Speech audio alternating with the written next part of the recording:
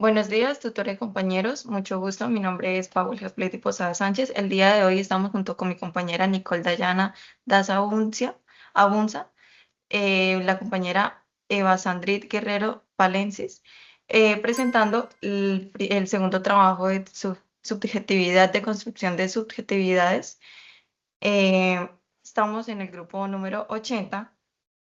Para este trabajo, pues quisiera como abarcar principalmente como los conceptos de subjetividad y trauma que pueden entenderse mejor pues como desde una perspectiva interdisciplinaria, ya que ambos involucran conocimientos como en áreas de psicología, de biología y de ciencias sociales, para lo cual podríamos iniciar con la subjetividad, perdón, como como la referencia a la manera en que cada persona interpreta y experimenta la realidad a partir de sus emociones, de sus pensamientos, de la historia de vida y como el contexto cultural en general.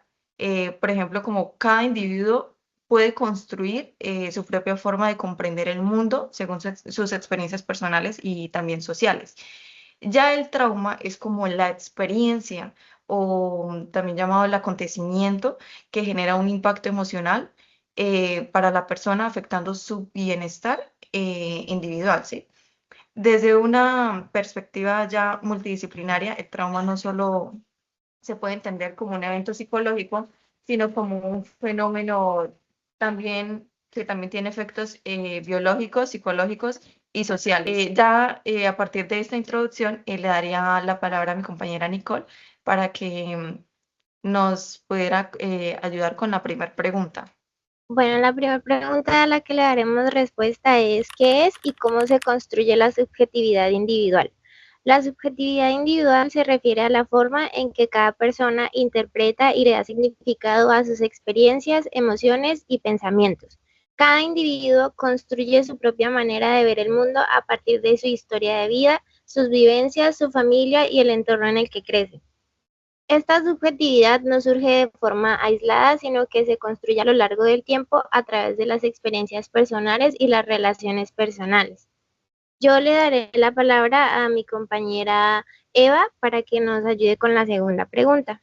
Bueno, compañera, agregando un poquito muy interesante lo que dices, digamos también en lo que es la construcción de la subjetividad, resaltar un poquito en eso que dijiste de que la construcción se enfoca más que todo como en el entorno, ¿no? En el entorno es donde se empieza a construir esa realidad de cada ser.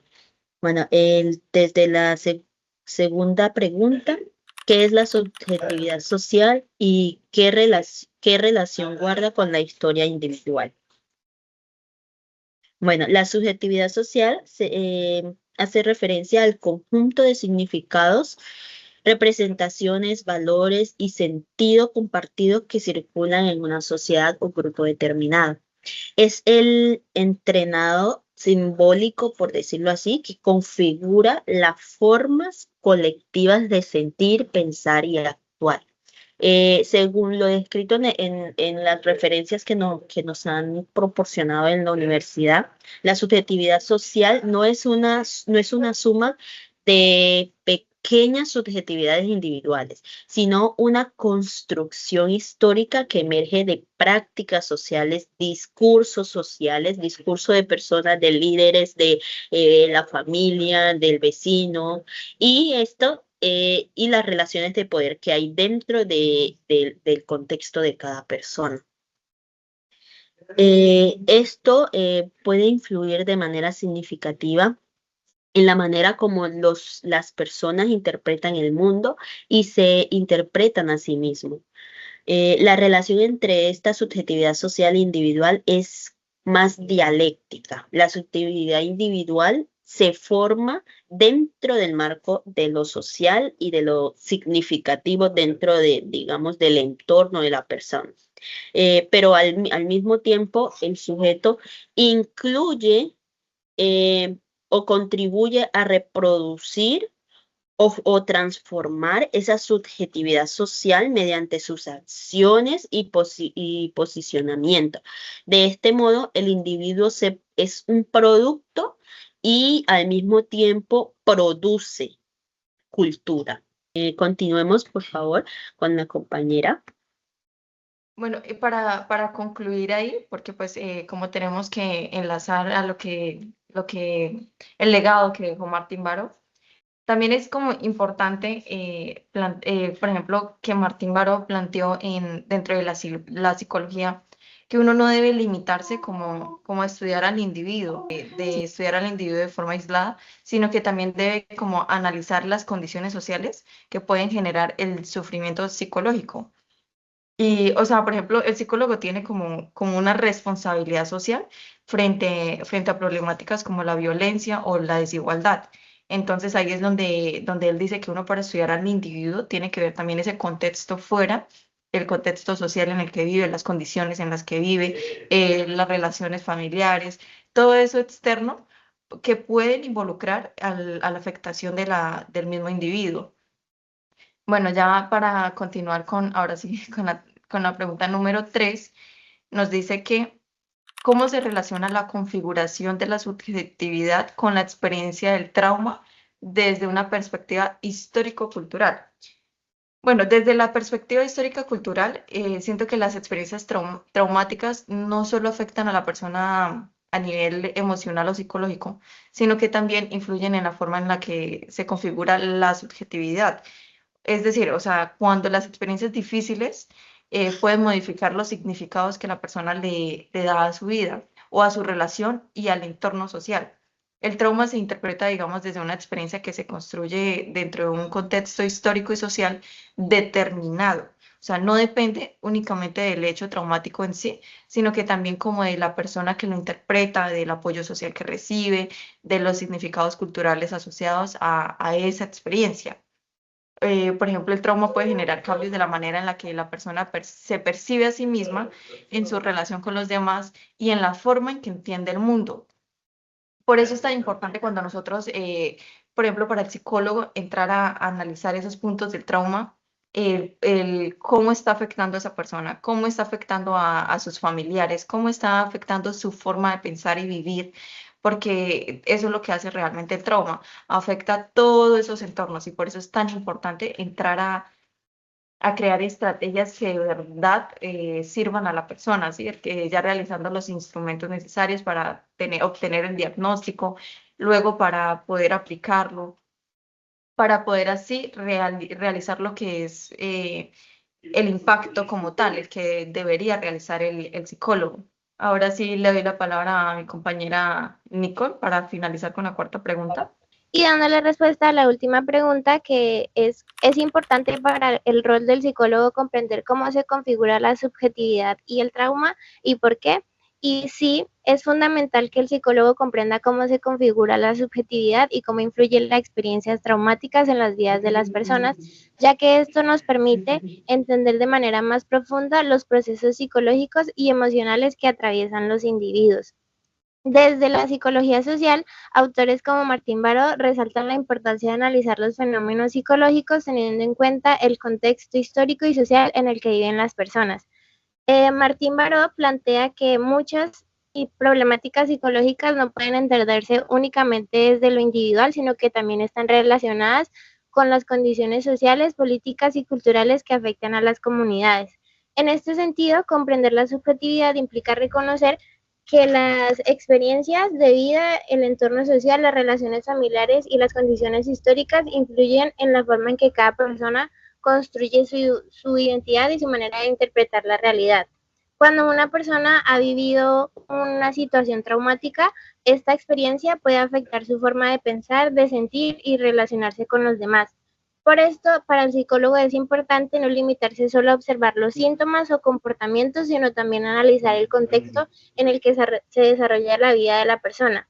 De esta manera, el profesional puede realizar un acompañamiento integral, comprendiendo las causas profundas de las dificultades y promoviendo procesos de apoyo y transformación tanto a nivel individual como social. Y le daré la palabra a nuestra compañera Eva para que nos ayude con las conclusiones. Bueno, aquí hay como que varias conclusiones que yo quisiera puntualizar. Digamos, me gusta mucho digamos, el texto de Martín Baró, porque no se reduce solo a conceptos, sino que puntualiza a la realidad latinoamericana, a ese contexto histórico marcado de violencia, marcado de muchos traumas que se generan a partir de la guerra, ¿cierto? Entonces, en base a esa observación, yo quiero como puntualizar en varias conclusiones. Primero, es que la conducta del ser humano no se reduce solamente a procesos biológicos individuales, sino que se reduce o digamos se complementa con la interacción con el vecino, se complementa con la interacción o el rol que tiene la persona ante la sociedad, qué papel juega, qué aportes hace a la sociedad, qué cosas, qué dinámicas digamos, se hacen en torno a la familia, en torno a tus vecinos, en torno a tu comunidad. Todas esas pequeñas cositas van sumando, por decirlo así, a la personalidad o van sumando a los procesos de codificación de significado dentro de esa misma comunidad. El segundo, digamos así, digamos que quiero resaltar es que el trauma posiblemente no, el trauma está visto como eventos de sufrimiento, ¿no? Entonces, dentro de esos eventos de sufrimiento, se explica que los eventos que tienen impacto de forma negativa son las que trascienden durante la vida de la persona, ¿cierto? Y estos eventos tienen que ver mucho con digamos, información o patrones adquiridos. Me gusta mucho, digamos, recordarme una referencia que leí hace tiempo donde decía que nadie nace con traumas y al mismo tiempo todo el mundo tiene traumas hasta el resto de su vida. Entonces, es también significativo, digamos, todo lo que se adquiere, todo lo que tomamos. Yo siempre he pensado que nosotros venimos como una memoria que uno compra y viene totalmente vacía y al momento de insertar la información ya se va llenando. Asimismo somos nosotros, llegamos al mundo con una cierta información biológica, pero la mayor parte, de hecho hay una investigación donde dice que el 70% de nuestra personalidad se adquiere. Entonces, es como que llegamos a una memoria vacía y la vamos llenando con información de nuestros padres, con información de nuestro entorno, información de todas las cosas que nos rodean.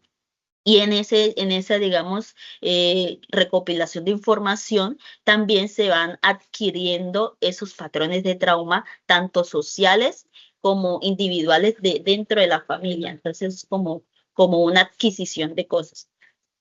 Listo, muchas gracias. Agradecemos de verdad su atención y esperamos que esta información haya quedado muy clara. Hasta luego.